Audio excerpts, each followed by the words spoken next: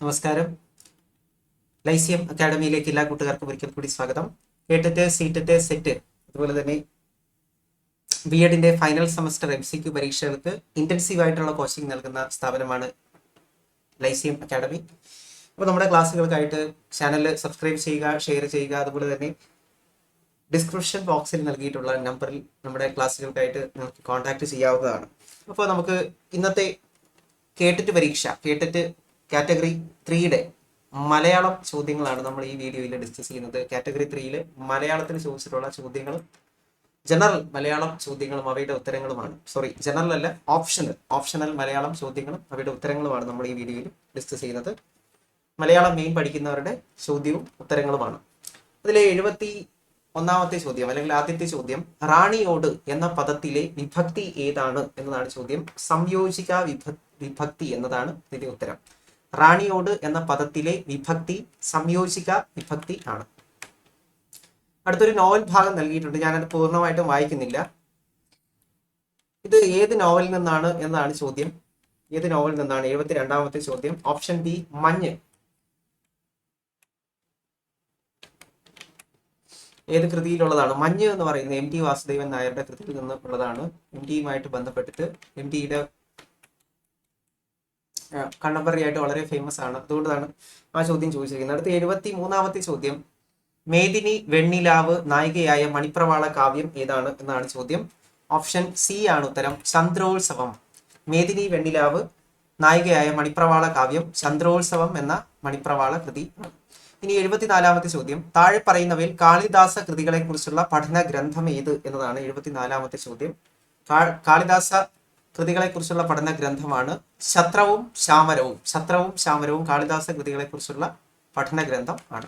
75ാമത്തെ ചോദ്യം, AR രാജരാജവർമ്മ മലയാളത്തിന്റെ പ്രാഗ്രൂപം എന്ന് അഭിപ്രായപ്പെടുന്നത് ഏത് ഭാഷയെയാണ് എന്നാണ് ചോദ്യം. 75ാമത്തെ ചോദ്യം, കൊടുംതമിഴ് ഭാഷയിൽ നിന്നാണ് മലയാളം രൂപീകരിക്കപ്പെട്ടത് എന്നാണ് AR രാജരാജവർമ്മ അഭിപ്രായപ്പെടുന്നത്. പൊന്തന്മാട ശീമത്തമ്പുരാൻ എന്ന കഥകൾ എഴുതിയത് ആരാണ്? പൊന്തന്മാട ശീമത്തമ്പുരാൻ എന്ന കഥകൾ എഴുതിയത് ആര് എന്നാണ് ചോദ്യം. ഉത്തരം CV ശ്രീരാമൻ എന്നാണ്. CV ശ്രീരാമന്റെ കൃതികളാണ് പൊന്തന്മാട ശീമത്തമ്പുരാൻ. അടുത്ത 77ാമത്തെ ചോദ്യം, ഭാഷാസൂത്രണവും പൊരുളും വഴികളും മലയാളത്തിന്റെ നാളെ ചർച്ചകൾക്ക് ഒരു ആമുഖം എന്ന ഗ്രന്ഥത്തിന്റെ രചയിതാവ് ആരാണ്? ഭാഷാസൂത്രണം പൊരുളും വഴികളും മലയാളത്തിന്റെ നാളെ ചർച്ചകൾക്ക് ഒരു ആമുഖം എന്ന ഗ്രന്ഥത്തിന്റെ രചയിതാവ് ആരാണ്? 77ാമത്തെ ചോദ്യം. ഓപ്ഷൻ എ ആണ് ഉത്തരം, എരുമേലി പരമേശ്വരൻ പിള്ള. അടുത്ത 78ാമത്തെ ചോദ്യം, ഭീമച്ചൻ എന്ന കഥ ആരുടെ രചനയാണ്? 78ാമത്തെ ചോദ്യം. ഓപ്ഷൻ ഡി ആണ് ഉത്തരം, NS മാധവൻ. അടുത്ത 79ാമത്തെ ചോദ്യം, മിശ്ര വിഭക്തി എന്നറിയപ്പെടുന്നത് ഏതാണ്? ഓപ്ഷൻ എ ആണ് ഉത്തരം, വിഭക്തിക്ക് ശേഷം ഗതി ചേർത്ത് പ്രയോഗിക്കുന്നതിനെ മിശ്ര വിഭക്തി എന്ന് പറയുന്നു. വിഭക്തിക്ക് ശേഷം ഗതി ചേർത്ത് പ്രയോഗിക്കുന്നതിനെ മിശ്ര വിഭക്തി എന്ന് അറിയപ്പെടുന്നു. അടുത്ത 80ാമത്തെ ചോദ്യം, ക്രിയാശബ്ദങ്ങളുടെ പ്രാധാന്യം പ്രമാണിച്ചുള്ള പിരിവുകളിൽ ഉൾപ്പെടുന്നത് ഏത് എന്നതാണ് ചോദ്യം. 80ാമത്തെ ചോദ്യം. ഓപ്ഷൻ എ ആണ് ഉത്തരം, മുറ്റുവിന എന്നതാണ് ഉത്തരം. ക്രിയാശബ്ദങ്ങളുടെ പ്രാധാന്യം പ്രമാണിച്ചുള്ള പിരിവുകളിൽ ഉൾപ്പെടുന്നത് മുറ്റുവിന ആണ്. 80 ഓപ്ഷൻ എ.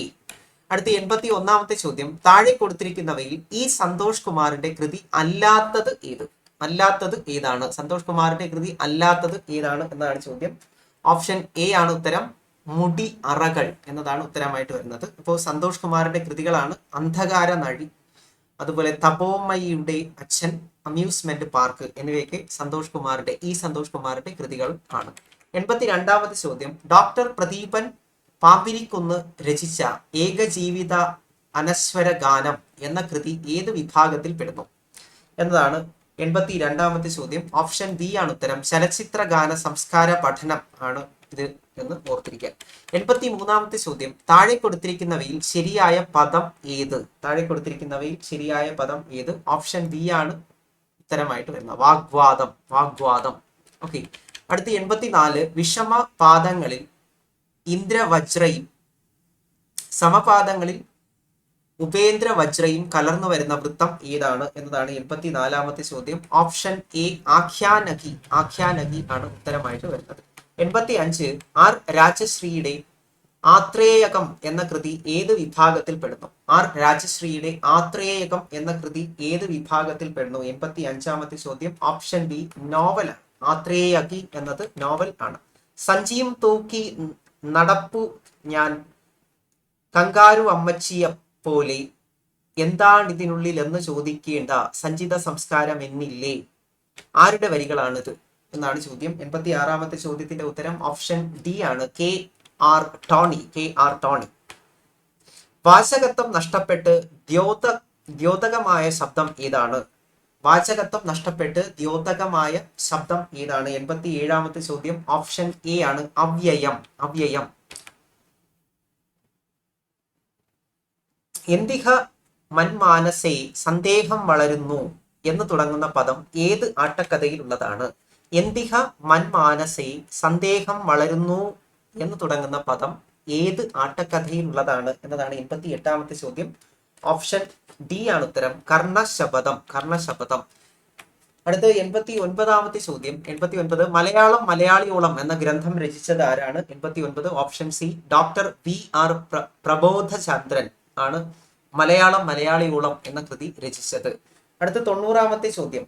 90-ാമത്തെ ചോദ്യം. താഴെ പറയുന്നവയിൽ ദ്രാവിഡ ഭാഷാ കുടുംബത്തിൽ ഉൾപ്പെടാത്തത് ഏത് ഭാഷയാണ്? ഉൾപ്പെടാത്തതാണ് ചോദിച്ചിരിക്കുന്നത്. മറാഠിയാണ് വരാത്തത്. കന്നഡ, തുളു, ഗോണ്ഡി ഇതെല്ലാം ദ്രാവിഡ ഭാഷാ ഗോത്രത്തിൽ വരുന്നതാണ്. മറാഠി വരുന്നില്ല. അടുത്ത 91 വേറിട്ട് നിൽക്കുന്ന കൃതി ഏത് എന്നാണ്. വേറിട്ട് നിൽക്കുന്ന കൃതി ഏതാണ്? രാച്ചിയമ്മ ഉറൂബ് എന്താണ് ഇതിന്റെ ഉത്തരമായിട്ട് വരുന്നത്. 92 പ്രതിഭയെ കാരയിത്രി ഭാവയിത്രി എന്നിങ്ങനെ വിഭജിച്ചത് ആരാണ്? പ്രതിഭയെ കാരയിത്രി ഭാവയിത്രി എന്നിങ്ങനെ വിഭജിച്ചത് ആരാണ്? ഉത്തരം ഓപ്ഷൻ സി രാജശേഖരൻ ആണ്. രാജശേഖരൻ. അടുത്ത 93-ാമത്തെ ചോദ്യം. രാമായണത്തിലെ ഏത് ഭാഗമാണ് രാമചരിതത്തിലെ മുഖ്യ പ്രതിപാദ്യം എന്നതാണ് 93-ാമത്തെ ചോദ്യം. ഓപ്ഷൻ ഡി യുദ്ധകാന്ഡമാണ് ഇതിന്റെ ഉത്തരമായിട്ട് വരുന്നത്. 94-ാമത്തെ ചോദ്യം. വിനോയ് തോമസിന് കേരള സാഹിത്യ അക്കാദമി അവാർഡ് നേടിക്കൊടുത്ത കൃതി ഏതാണ്? വിനോയ് തോമസിന് കേരള സാഹിത്യ അക്കാദമി അവാർഡ് നേടിക്കൊടുത്ത കൃതി ഏതാണ്? 94-ാമത്തെ ചോദ്യം. ഓപ്ഷൻ ബി ആണ് ഉത്തരമായിട്ട് വരുന്നത്, രാമച്ചി. രാമച്ചി. 95-ാമത്തെ ചോദ്യം. കാവ്യപ്രയോജനത്തെ കുറിച്ചുള്ള ഈ കാരിക ആരുടെയാണ് എന്നതാണ് 95-ാമത്തെ ചോദ്യം. 95-ാമത്തെ ചോദ്യത്തിന്റെ ഉത്തരം ഓപ്ഷൻ സി ആണ്, മമ്മടൻ. മമ്മടൻ. 96-ാമത്തെ ചോദ്യത്തിന്റെ ഉത്തരം. 96 കുമാരനാശാന്റെ ലീല എന്ന കാവ്യത്തിലുള്ള ഈ വരികളിലെ അലങ്കാരം ഏത് എന്നതാണ് 96-ാമത്തെ ചോദ്യം. 96-ാമത്തെ ചോദ്യത്തിന്റെ ഉത്തരം ഓപ്ഷൻ സി ആണ്, പരികരം. പരികരം. അടുത്ത 97-ാമത്തെ ചോദ്യം. ബാലചന്ദ്രൻ ചുള്ളിക്കാട് രചിച്ച നോവൽ ഏതാണ്? ഹിരണ്യം. ഹിരണ്യം എന്നതാണ് ബാലചന്ദ്രൻ ചുള്ളിക്കാട് രചിച്ച നോവൽ. 98-ാമത്തെ ചോദ്യം. മഹാകവി കുമാരനാശാന്റെ മരണം പ്രമേയമാക്കി ഡോക്ടർ എം എ സിദ്ദിഖ് എഴുതിയ നോവൽ ഏതാണ്? 98-ാമത്തെ ചോദ്യത്തിന്റെ ഉത്തരം ഓപ്ഷൻ ബി ആണ്, കുമാരു 26 മണിക്കൂർ. കുമാരു 26 മണിക്കൂർ. കൊടുങ്കാറ്റുയർത്തിയ കാലം ആരുടെ ആത്മകഥയാണ്? കൊടുങ്കാറ്റുയർത്തിയ കാലം ആരുടെ ആത്മകഥയാണ്? ജോസഫ് ഇടമറുകിന്റെ ആത്മകഥയാണ് കൊടുങ്കാറ്റുയർത്തിയ കാലം. അടുത്ത 100-ാമത്തെ ചോദ്യം. താഴെ കൊടുത്തിരിക്കുന്ന ഈരടികളിൽ വ്യത്യസ്തമായ ചൊൽവടി ഉള്ളത് ഏത് എന്നതാണ് ചോദ്യം. 100-ാമത്തെ ചോദ്യത്തിന്റെ ഉത്തരം ഓപ്ഷൻ സി ആണ്, വാനിൻ തലയ്ക്കൽ പതിഞ്ഞ വെൺകാറുകളാണവ, കാറ്റൊന്നടിക്കിലുടഞ്ഞു പോവും എന്നതാണ്. ഓപ്ഷൻ സി ആണ് ഇതിന്റെ ഉത്തരമായിട്ട് വരുന്നത്. അടുത്ത 101-ാമത്തെ ചോദ്യം. വടക്കൻ പാട്ടുകളുടെ പണിയാല എന്ന ഗ്രന്ഥം രചിച്ചത് ആര്? Option C M R Raghava Warrier. വടക്കൻ പാട്ടുകളുടെ പണിയാല എന്ന ഗ്രന്ഥം രചിച്ചത് എം ആർ രാഘവ വാര്യർ ആണ്. 102-ാമത്തെ ചോദ്യം. വിശുദ്ധ പശു എന്ന ഡോക്യുമെന്ററി സംവിധാനം ചെയ്തത് ആര്? വിശുദ്ധ പശു എന്ന ഡോക്യുമെന്ററി സംവിധാനം ചെയ്തത് Odessa Sathyan. Option D Odessa Sathyan ആണ്.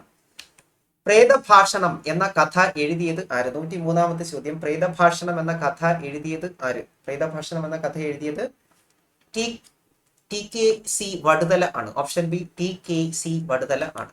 അടുത്ത 104-ാമത്തെ ചോദ്യം. 104 ജനതാ കർഫ്യൂ എന്ന നോവൽ രചിച്ചത് ആര്? ജനതാ കർഫ്യൂ എന്ന നോവൽ രചിച്ചത് ടി.കെ. അനിൽകുമാർ ആണ്. ജനതാ കർഫ്യൂ എന്ന നോവൽ ടി.കെ. അനിൽകുമാറിന്റേത് ആണ്. 105-ാമത്തെ ചോദ്യം, മലയാള കവിതയ്ക്ക് ഒരു കത്ത് എന്ന കൃതി എഴുതിയത് ആര്? മലയാള കവിതയ്ക്ക് ഒരു കത്ത് എന്ന കൃതി എഴുതിയത് എസ് ജോസഫ് ആണ്. എസ് ജോസഫ് ആണ് മലയാള കവിതയ്ക്ക് ഒരു കത്ത് എന്ന കവിത എഴുതിയത്. 106-ാമത്തെ ചോദ്യം, തുർക്കിയിലെ കുർദുകളുടെ പോരാട്ടത്തിന്റെ പശ്ചാത്തലത്തിൽ രചിക്കപ്പെട്ട സിൻ എന്ന മലയാള നോവൽ എഴുതിയത് ആര്? സിൻ എന്ന മലയാള നോവൽ എഴുതിയത് ഹരിദാസ് സാവിത്രിയാണ്. ഹരിദാസ് സാവിത്രി. അടുത്ത 107-ാമത്തെ ചോദ്യം, ഇംഗ്ലീഷ് ആവിഷ്ടമായ മലയാളം എന്ന ഗ്രന്ഥം രചിച്ചത് ആര്? 107-ാമത്തെ ചോദ്യം ഓപ്ഷൻ ബി C.J. ജോർജ് ആണ് ഉത്തരം.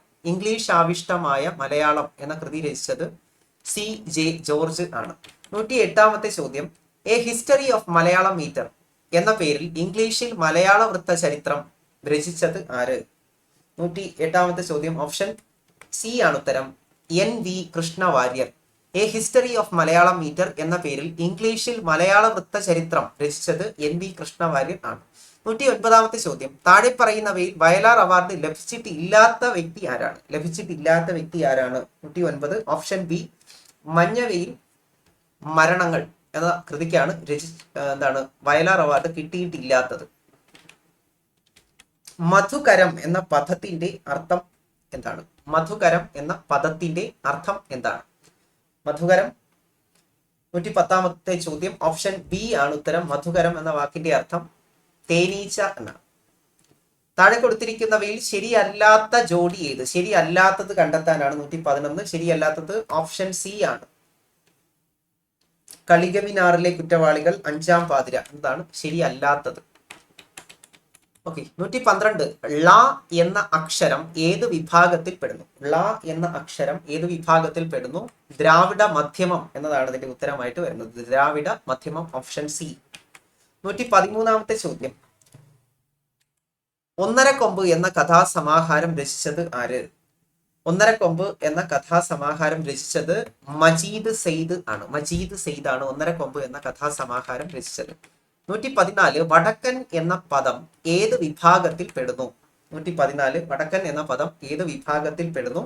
ഓപ്ഷൻ ഡി ആണ്, തദ്വത് തദ്ധിതം. തദ്വത് തദ്ധിതം എന്നതാണ് ഇതിന്റെ ഉത്തരമായിട്ട് വരുന്നത്. 115, പുകയില മാഹാത്മ്യം കിളിപ്പാട്ട് എന്ന ഹാസ്യാനുകരണ കവിത രചിച്ചത് ആര്? പുകയില മാഹാത്മ്യം കിളിപ്പാട്ട് എന്ന ഹാസ്യാനുകരണ കവിത രചിച്ചത് ആരാണ്? 115 ഓപ്ഷൻ എ നാലപ്പാട്ട് നാരായണ മേനോൻ ആണ് ഉത്തരമായിട്ട് വരുന്നത്. നാലപ്പാട്ട് നാരായണ മേനോൻ. അടുത്ത 116-ാമത്തെ ചോദ്യം, താഴെ പറയുന്നവയിൽ വൈലോപ്പിള്ളി ശ്രീധര മേനോന്റെ കാവ്യപ്രയോഗം ഏതാണ്? ഓപ്ഷൻ ഡി ദേവ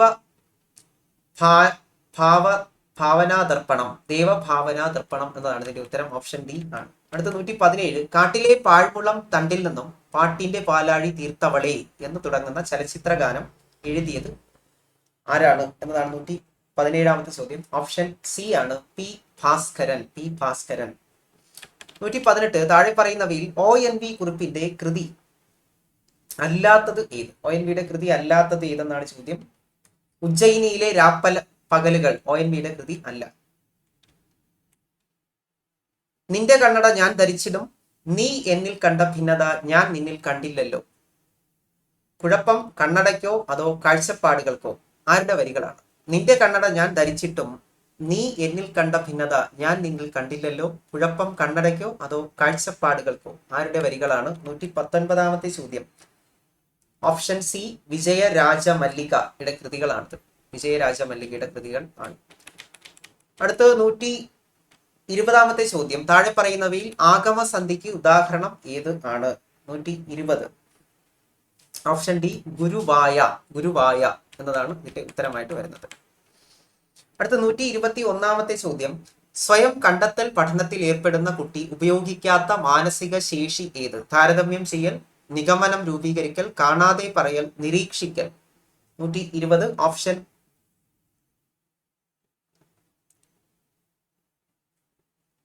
ഡി നമുക്ക് പറയാം. Option D നിരീക്ഷിക്കൽ.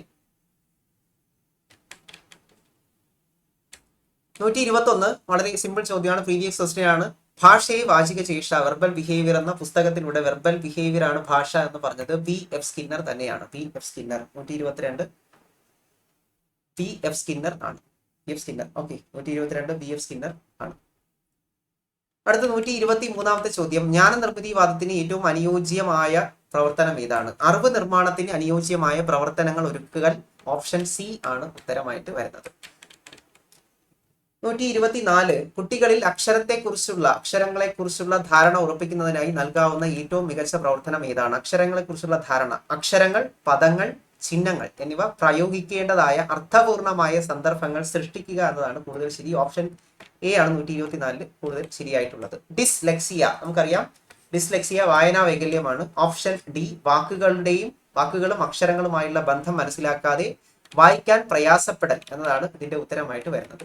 ഇനി 126, താഴെ പറയുന്നവയിൽ വ്യത്യസ്ത പഠന ആവശ്യമുള്ളവരെയും അഭിരുചികളുള്ളവരെയും പരിഗണിക്കാൻ ഏറ്റവും യോജ്യമായ രീതി ഏത്? ചിൽഡ്രൻ വിത്ത് സ്പെഷ്യൽ നീഡിനെ നമ്മൾ എങ്ങനെയാണ് ക്ലാസ്സിൽ അക്കോമഡേറ്റ് ചെയ്യുന്നത്? അപ്പോൾ ഇതിന്റെ ഓപ്ഷൻ എയോ ഡിയോ ആണ്. നമുക്ക് ഇതിൽ ഓപ്ഷൻ ഡി ടെൻഡേറ്റീവ് ആയിട്ട് കൊടുക്കാം. വ്യത്യസ്ത കഴിവുകൾ ഉള്ളവരെ പ്രത്യേകം ഗ്രൂപ്പുകളാക്കി പ്രവർത്തനങ്ങൾ നൽകൽ എന്നത് നമുക്ക് ഉത്തരമായിട്ട് കൊടുക്കാം. Option D. ഇനി അടുത്ത് 127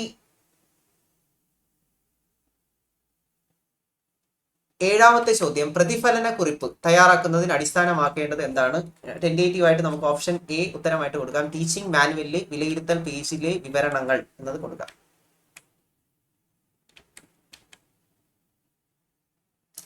അടുത്ത് സാമൂഹിക ജ്ഞാന നിർമ്മിതിവാദത്തിന്റെ അടിസ്ഥാനത്തിലുള്ള ഭാഷാ പഠനത്തിന് അനുയോജ്യമല്ലാത്തത് ഏത്? സ്വതന്ത്ര വായന പ്രോത്സാഹിപ്പിക്കുന്നു, സ്വതന്ത്ര ആവിഷ്കാരങ്ങൾ പ്രേരിപ്പിക്കുന്നു, അർത്ഥസാധ്യതകൾ കണ്ടെത്താൻ സഹായിക്കുന്നത്, ഏകാഗിയായ അന്വേഷണങ്ങൾക്ക് പ്രേരിപ്പിക്കുന്നത്. ഇതിൽ ഓപ്ഷൻ ഡി ആണ് വരാത്തത്.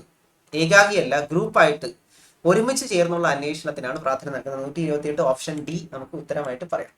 129 ചോദ്യം, പഠനം ഉറപ്പാക്കുന്നതിന് വേണ്ടിയുള്ള വിലയിരുത്തലിനെ നമ്മൾ എന്തെന്ന് വിളിക്കും? പഠനം ഉറപ്പാക്കുന്നതിനുള്ള വിലയിരുത്തലിനെ നമ്മൾ എന്ത് വിളിക്കും? പഠനത്തിനായുള്ള വിലയിരുത്തൽ അല്ലെങ്കിൽ assessment for learning. 129 option D ആണ് കൂടുതൽ ശരിയായ ഉത്തരം. പഠനം ഉറപ്പാക്കുന്നതിന് വേണ്ടിയുള്ള വിലയിരുത്തൽ, പഠനത്തിനായുള്ള വിലയിരുത്തൽ, അസസ്മെന്റ് ഫോർ ലേണിംഗ് എന്നതാണ് ശരി. 129 ഓപ്ഷൻ ഡി ആണ് ഉത്തരമായിട്ട് വരുന്നത്. അടുത്ത 130 ചോദ്യം, വൈജ്ഞാനിക വികാസത്തെ സ്വാധീനിക്കുന്ന ഘടകങ്ങളിൽ പിയാഷെ വേണ്ടത്ര പ്രാധാന്യം നൽകാതെ പോയതായി വിമർശനമുയർന്ന ഘടകം ഏതാണ്?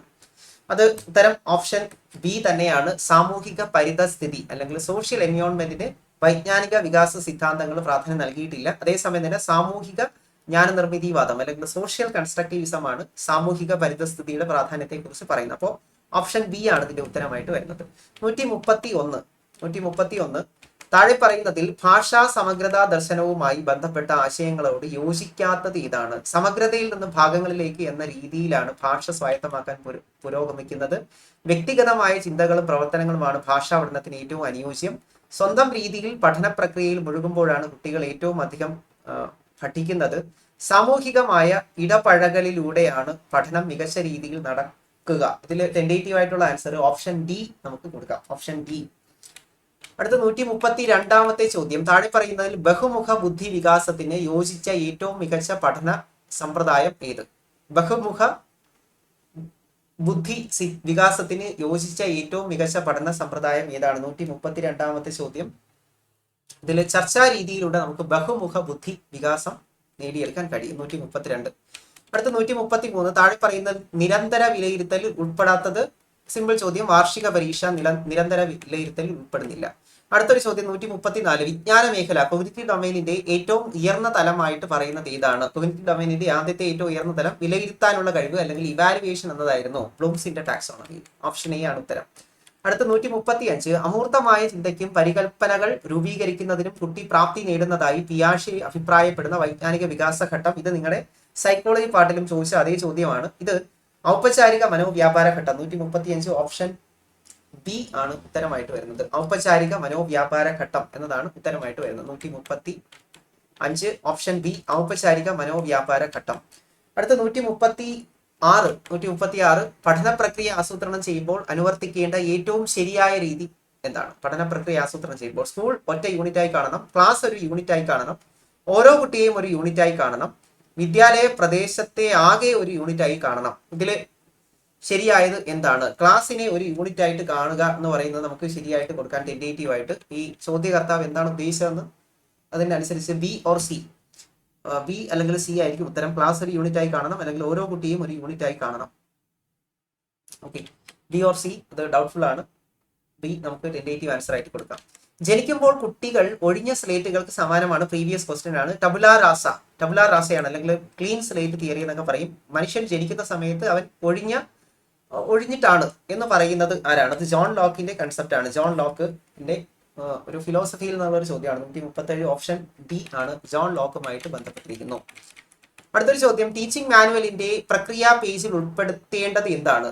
പ്രക്രിയ പേജിൽ ഉൾപ്പെടുത്തേണ്ടത് എന്താണ്? പ്രവർത്തന സൂചകങ്ങൾ മാത്രം, വിലയിരുത്തൽ സൂചകങ്ങൾ മാത്രം, പാഠസംഗ്രഹം, പ്രവർത്തനങ്ങളും വിലയിരുത്തലും അടങ്ങിയ പ്രക്രിയ. ഇതിൽ ഉൾപ്പെടുത്തേണ്ടത് എന്താണ് എന്നതാണ് ചോദ്യം. ടീച്ചിങ് മാനുവലിന്റെ പ്രക്രിയ പേജിൽ ഉൾപ്പെടുത്തേണ്ടത് എന്താണ്? പ്രവർത്തന സൂചകങ്ങൾ മാത്രം, വിലയിരുത്തൽ സൂചകങ്ങൾ മാത്രം, പ്രവർത്തനങ്ങളും വിലയിരുത്തലും അടങ്ങിയ പ്രക്രിയ. പ്രക്രിയ പേജിൽ ഓപ്ഷൻ ഡി ആണ് ഇതിൽ കൂടുതൽ ശരിയായിട്ട് നമുക്ക് മാച്ച് ചെയ്യാൻ പറ്റുന്നത്. Option D 138. അടുത്ത ചേഷ്ടാവാദത്തിന്റെ പിതാവ്, സിമ്പിൾ ചോദ്യമാണ്. 139 option B JB Watson, John B Watson ആണ് ഉത്തരമായിട്ട് വരുന്നത്. 140 ചോദ്യം, സമീപസ്ഥ വികസന മണ്ഡലം എന്നതുകൊണ്ട് ഉദ്ദേശിക്കുന്നത് എന്താണ്? സമീപസ്ഥ വികസന മണ്ഡലം എന്നതുകൊണ്ട് ഉദ്ദേശിക്കുന്നത് എന്താണ്? സ്വപ്രയത്നത്താൽ എത്തിച്ചേരാവുന്ന നിലയ്ക്കും മറ്റുള്ളവരുടെ സഹായത്തോടെ എത്തിച്ചേരാവുന്ന നിലയ്ക്കും ഇടയ്ക്കുള്ള മണ്ഡലം സോൺ ഓഫ് പ്രോക്സിമൽ ഡെവലപ്മെന്റ്, അല്ലെങ്കിൽ സമീപസ്ഥ വികാസ മണ്ഡലം. കുട്ടിക്ക് ഒറ്റയ്ക്ക് എത്തിച്ചേരാൻ പറ്റുന്നതും കുട്ടിക്ക് മറ്റൊരാളിന്റെ സഹായത്തോടെ എത്തിച്ചേരാൻ പറ്റുന്നതുമായിട്ടുള്ള ലെവൽസിന് ഇടയിലുള്ള മണ്ഡലം, ആ റീജിയനെ വിളിക്കുന്ന പേരാണ് zone of proximal development. Option D ആണ് ഉത്തരമായിട്ട് വരുന്നത്. അടുത്ത ഓപ്ഷൻ 141 ഡൗട്ട് ഉണ്ട്, അപ്പോൾ അതിന്റെ ഉത്തരം പറയുന്നില്ല. 142 താഴെ പറയുന്നതിൽ അടിസ്ഥാന ഭാഷാ നൈപുണി ഏതാണ് എന്നതാണ് ചോദ്യം. 142 ഓപ്ഷൻ സി നമുക്ക് ഉത്തരമായിട്ട് കൊടുക്കാം, വായന. 143 താഴെ പറയുന്നതിൽ നോം ചോംസ്കിയുമായിട്ട് ബന്ധപ്പെട്ട സൂചന ഏത്? നോം ചോംസ്കിയുമായിട്ട് ബന്ധപ്പെട്ടതാണ് സർവഭാഷാ വ്യാകരണം, അല്ലെങ്കിൽ യൂണിവേഴ്സൽ ഗ്രാമർ, UG ഗ്രാമർ എന്ന് പറയും. അപ്പോൾ നമ്മളത് പഠിച്ചിട്ടുണ്ട്. UG ആൻഡ് TG ഗ്രാമർ ഒക്കെ നോം ചോംസ്കിയുടെ കൺസെപ്റ്റ് ആണ്, ലാംഗ്വേജ് അക്വിസിഷൻ ഡിവൈസ് ഒക്കെ. ഇനി 144 ചോദ്യം, മസ്തിഷ്കത്തിലെ ഭാഷാപരമായ ശേഷിയുമായി ബന്ധമുള്ള സ്ഥാനം ഏതാണ്? ഭാഷാപരമായിട്ടുള്ള കാര്യങ്ങളൊക്കെ തീരുമാനിക്കുന്നത് അതാണ് ബ്രോക്കാസ് ഏരിയ ആണ്. ബ്രോക്കാസ് ഏരിയ ഓപ്ഷൻ ബി ആണ് ഉത്തരമായിട്ട് വരുന്നത്. മസ്തിഷ്കത്തിലെ ഭാഷാപരമായ ശേഷിയുമായി ബന്ധപ്പെട്ട സ്ഥാനം ബ്രോക്കാസ് ഏരിയ ആണ്. അടുത്ത 145 താഴെ പറയുന്നത് പോർട്ട്ഫോളിയോയിൽ ഉൾപ്പെടാത്തത് ഏത്? പോർട്ട്ഫോളിയോയിൽ ഉൾപ്പെടാത്തത് ഏത്?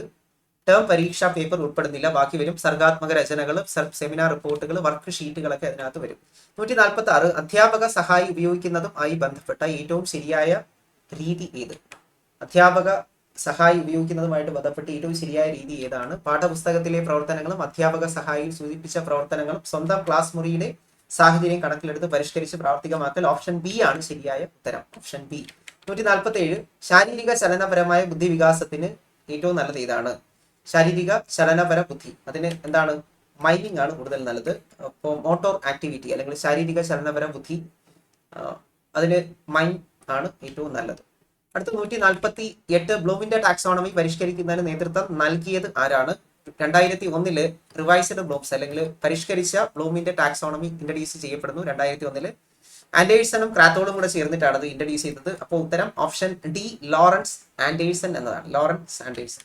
മനഃശാസ്ത്രത്തിലെ ഒന്നാമത്തെ ശക്തി എന്ന് അറിയപ്പെടുന്നത് എന്തിനെയാണ് എന്നതാണ് 149 ചോദ്യം. മനഃശാസ്ത്രത്തിലെ ഒന്നാമത്തെ തരംഗം എന്നറിയപ്പെടുന്ന ഓപ്ഷൻ സി ചേഷ്ടാവാദം, അല്ലെങ്കിൽ ബിഹേവിയറിസം ആണ്. പടിപടിയായി സ്വത്വ സാക്ഷാത്കാരത്തിലേക്ക് നയിക്കുന്ന വ്യക്തിത്വ വികാസത്തിന്റെ ഘട്ടങ്ങൾ, അല്ലെങ്കിൽ സെൽഫ് ആക്ച്വലൈസേഷൻ തിയറിയെ കുറിച്ച് പറഞ്ഞത് എബ്രഹാം ഹെറോൾഡ് മാസ്ലോ ആണ്. അപ്പോൾ നിങ്ങൾക്ക് എത്ര മാർക്ക് കിട്ടിയെന്ന് കമന്റ് ചെയ്യുക. അതുപോലെ തന്നെ ചോദ്യത്തെക്കുറിച്ചുള്ള നിങ്ങളുടെ അഭിപ്രായങ്ങൾ, നിർദ്ദേശങ്ങളൊക്കെ നമ്മളെ അറിയിക്കുക. അതുപോലെ നമ്മുടെ ക്ലാസ്സുകൾക്ക് ജോയിൻ ചെയ്യുക. നമ്മുടെ ചാനൽ ലൈക്ക് ചെയ്യുക, സബ്സ്ക്രൈബ് ചെയ്യുക, ഷെയർ ചെയ്യുക. Thank you. എല്ലാവർക്കും നല്ലത് വരട്ടെ.